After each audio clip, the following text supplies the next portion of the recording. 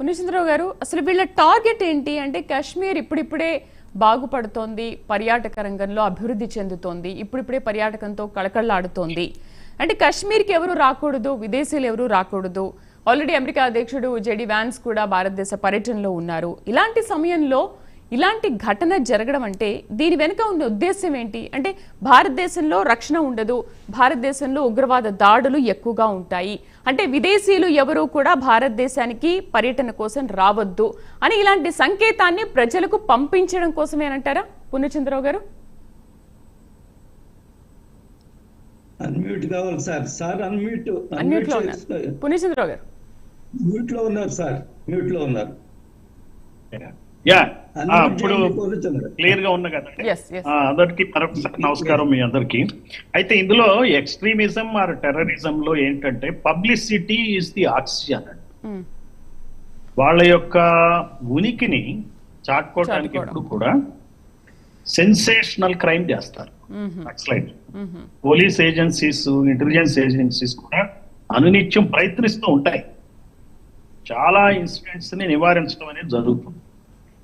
అయినప్పటికీ కూడా వాళ్ళు వాళ్ళ అంచనాల ప్రకారం చాలా చోట్ల ప్రయత్నించి విఫలమయ్యి, సరే ఇది ఇంకా బెస్ట్ కదా, మనకి చాలా ఖర్చు లేని పని ఇట్లా చేయటం అనేది. మన దగ్గర లుంబిని ఇక్కడ కానీ ఎక్కడైనా చూసినా బ్లాస్టింగ్స్ ఖర్చు లేని పని అనమాట. వాళ్ళకి నష్టం ఉండదు, ప్రాణ నష్టం ఉండదు. ప్రాణ నష్టం చేసి వెళ్ళిపోవచ్చు అనే ఉద్దేశంతో వాళ్ళు చేస్తూ ఉంటారు. So publicity is the oxygen. కాబట్టి మనం కూడా పార్టీలకు అతీతంగా వీటి గురించి ఆలోచించాలి. ఎప్పుడైతే మనం పార్టీలకు అతీతంగా ఆలోచిస్తామో అప్పుడే మనకు సమస్యకు పరిష్కారం ఉంది. ఇప్పుడు ఎందుకంటే ఇక్కడ ఏ ప్రభుత్వాలు ఉన్నా, ఏ పార్టీ ఉన్నా, మనకి ఆ ప్రాంతంలో జరిగేటువంటి మరి క్రైమ్ ప్రివెన్షన్ అనేది, క్రైమ్ కంట్రోల్ అనేది అందరూ శాస్త్రోక్తంగానే చేయాల్సి ఉంటుంది. నేను అందుకే ఏంటంటానంటే మనం చాలా ఇన్సిడెంట్స్ నివారించి ఉండొచ్చు, అది ప్రజలకు తెలియకపోవచ్చు, చెప్పలేం కూడా. చెప్పడం ద్వారా కూడా మళ్ళీ టెర్రరిస్ట్ కి మనం పబ్లిసిటీ ఇచ్చినట్టయితే మనకి అక్కడ ఉన్నటువంటి అధికార యంత్రాంగం కానీ మరి పాలనా యంత్రాంగం ఢిల్లీ లెవెల్లో చూడాల్సింది ఏంటంటే, నేను ముఖ్యంగా కాశ్మీర్కి గమనించిన అంశం ఏంటంటే క్షేత్ర స్థాయిలో ఉన్న పోలీసుల్ని పూర్తి కాన్ఫిడెన్స్ లో తీసుకోవాలి. మనం ఎట్లయితే తెలంగాణలో పోలీసింగ్ లో ఎలా అయితే విజయాలు సాధించామో అదే విధంగా పూర్తి కమాండ్ అండ్ కంట్రోల్ ని ఇంప్రూవ్ చేయాలి. ఇంకా ఇలాంటి ఇన్సిడెంట్స్ వాళ్ళు ఎన్ని చేసినా ఎప్పుడు కూడా ఈ ప్రజాస్వామ్యం అనేది నిలబడిపోతుంది. టెర్రరిజం వలన ప్రజాస్వామ్యం ఏం కాదు, కాకపోతే వాళ్ళకి ఒక రకమైన ఆనందం కలగవచ్చు, టెంపరీ ఇది కావచ్చు. ఇలా పాకిస్తాన్ కూడా ఏమి చేయాలని సాధించలేదు, టెర్రరిజం ద్వారా సాధించలేదు. ఎప్పుడైనా సరే నిజమైన బలం లేనిదే ఈ విజయాలన్నీ తాత్కాలిక విజయాల కిందే వస్తాయి. అది ఒక రకంగా చెప్పాలంటే వైకేరియస్ ప్లెషర్ అంటారు. అందువల్ల ఏంటంటే ఇక్కడ భారత ప్రభుత్వ యంత్రాంగం మొత్తం ఆలోచించాల్సిన పద్ధతి ఏంటంటే క్షేత్ర స్థాయిలో కనెక్ట్ అవ్వాలి. ఈ టెర్రరిజాన్ని కంట్రోల్ చేసే నైపుణ్యం, అవగాహన ఉన్నటువంటి వాళ్ళు లెఫ్టినెంట్ గవర్నర్లుగా ఉండాలి, వాళ్ళని నియమించాలి. తర్వాత అటు army commanders, police, lieutenant governor ఒక కమాండ్ కంట్రోల్ తో లోకల్ పోలీసుని ఇన్వాల్వ్ చేస్తూ ముందుకెళ్తే ఇలాంటి ఇన్సిడెంట్ జరగవు. ఖచ్చితంగా కాశ్మీర్ ప్రశాంతమయం అవుతుందని నేను చెప్పగలను. రైట్, ఆంజనేయ రెడ్డి గారు కన్క్లూడ్ చేద్దాం మీతో. పూర్ణచంద్రరావు గారు బహుశా నాకు గుర్తున్నంత వరకు మా జిల్లాలో కూడా ఎస్పీగా చేశారు, నాకు గుర్తు. నెల్లూరు ఎస్పీ. ఇంకొక విషయం ఏంటంటే ఇప్పుడు జూలై 3 నుంచి కూడా అమర్నాథ్ యాత్ర కూడా ప్రారంభమవుతుంది. అంతకుముందు కూడా అమర్నాథ్ యాత్ర అప్పుడు కూడా ఇలాంటి కాల్పులు జరిగాయి. మరి మీరు ఇప్పుడు ఈ 38 రోజుల పాటు జరిగే అమర్నాథ్ యాత్రకి ఎటువంటి ఏర్పాట్లు చేస్తున్నారు? ఇలాంటివి జరగకుండా ఏం చర్యలు తీసుకుంటున్నారు? ఖచ్చితంగా తగు జాగ్రత్త చర్యలు తీసుకుంటారు. అదే వారు మా నెల్లూరు జిల్లాలో కూడా ఎస్పీగా పనిచేశారు. నేను కూడా చాలా సార్లు కలిసి ఉన్నాను వారిని. పూర్ణచంద్రరావు గారు నక్సలిజాన్ని కోకటి వేలుతో సహా పెకిలించేస్తామని మాట చెప్పి ఈ రోజు దానికి కట్టుబడి కేంద్ర ప్రభుత్వం పనిచేస్తుందా లేదా? ఛత్తీస్గఢ్ లో ఆల్మోస్ట్ నక్సలిజాన్ని తుడిచిపెట్టారా లేదా? ఆ ప్రభావం మిగతా దేశం మీదంతా కూడా లేకుండా చేస్తున్నారా లేదా? ఎందుకంటే మీరు సీనియర్ IPS ఆఫీసర్గా చేశారో మీకు తెలిసే ఉంటుంది. ఒకటి. రెండోది, జమ్మూ కాశ్మీర్ లో అంతకుముందు నెలల తరబడి కర్ఫ్యూలు నడుస్తూ ఉండేది, నెలల తరబడి ఉండేది.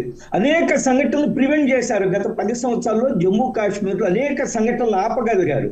కానీ పూర్ణచంద్రరావు గారు చెప్పినట్టుగా వాళ్ళు కొంతమంది నిరాశ నిస్పృహతో టెర్రరిస్టులు సెన్సేషనైజ్ చేయడం కోసము ఇటువంటి సంఘటనలకు పాల్పడుతుంటారు.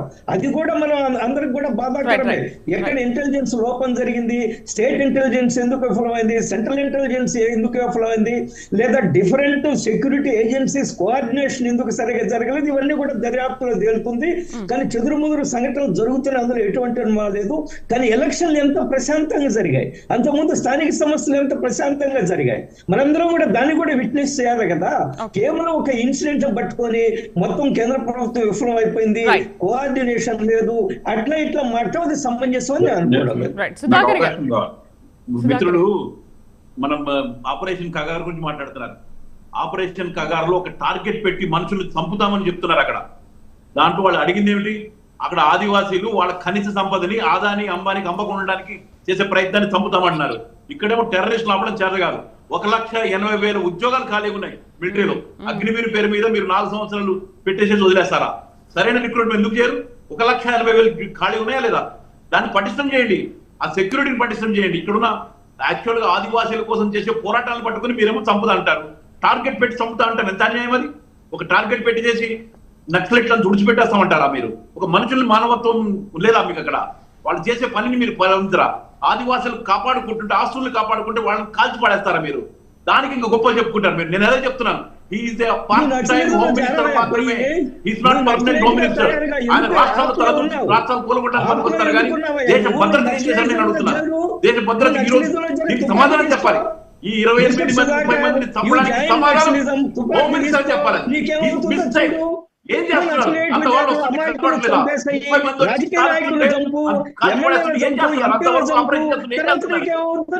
పేరుడికి బట్టలు కూడా తీసి మర్మాంగం చూసి చేతగారు అది పట్టుకోవడం. దాని గురించి మాట్లాడరా మీరు? దాని గురించి మాట్లాడారు మాట్లాడతారా?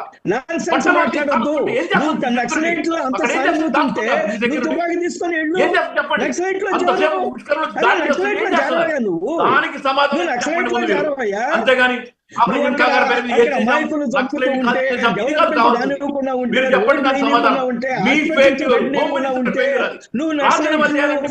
చాలా గొప్ప వాళ్ళు అమానుషంగా చంపుతుంటారు. నువ్వు చేరు నక్సలైట్ లో పోయి తుపాకి తీసుకొని పోరాదా? ఎందుకు ఇక్కడ ఉన్నావు?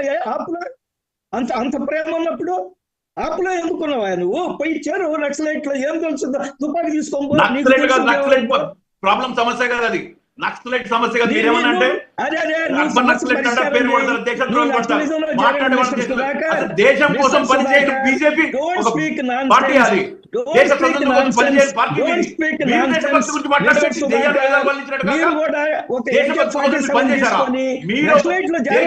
ఇంగ్లీష్ వాళ్ళ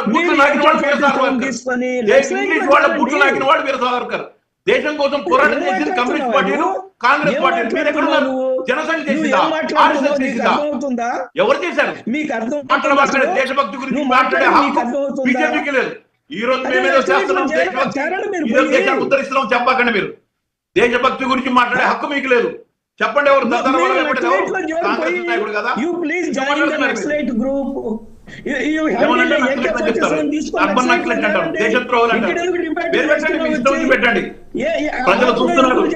400 అబ్కి బార్ 400 మంది పెట్టి 200కు దిగారు. రేపు పొద్దున 100 కూడా రాకుండా పీక్ పడేస్తారు. 2029 గారి జీవితంలో నన్ను ఓడించలేరు, ఈ జన్మలో ఓడించలేరు అన్నారు కదా మీరు. మీ 400 ఓట్లు పోయినాయి. అది పక్కన పెట్టండి, మాకు పెట్టండి. మిమ్మల్ని మీ సంగతి చెప్పండి. మాకు కూడా కొట్టే మళ్ళీ వస్తాం మేము. డెఫినెట్ గా వస్తాం. ఓట్లు మార్చేసి 40 లక్షల ఓట్లు మార్చేసి ఓట్లకు చేసుకుని అన్ని చేసి మీరు గొలవడం గొప్పనా? అదేం గొప్ప కదా. నేను చెప్పేది వినయ్యా, నీకు నక్సలైట్ల మీద అంత ప్రేమ ఉంది, పోయి చేరుకో. అప్పుడు ఎందుకున్నావు? రైట్. ఆంజనేయ రెడ్డి గారు షేక్ జానీ గారు, షేక్ బాజీ గారు, ఒక బ్రేకింగ్ న్యూస్ చూద్దాం. దీనికి సంబంధించిందే ఇప్పుడు మోదీ అధ్యక్షతన కేంద్ర కేబినెట్ కూడా సమావేశమైంది. దీనిపైన ఎటువంటి చర్యలు తీసుకోవాలి, ఏంటి అంశాలపైన చర్చ జరుగుతుందో ఒకసారి దానికి సంబంధించి చూద్దాము. దీనికి సంబంధించి పూర్తి సమాచారాన్ని మా నేషనల్ బ్యూరో చీఫ్ కళ అందిస్తారు. కళ, ఏంటి జూలై 3న కూడా అమర్నాథ్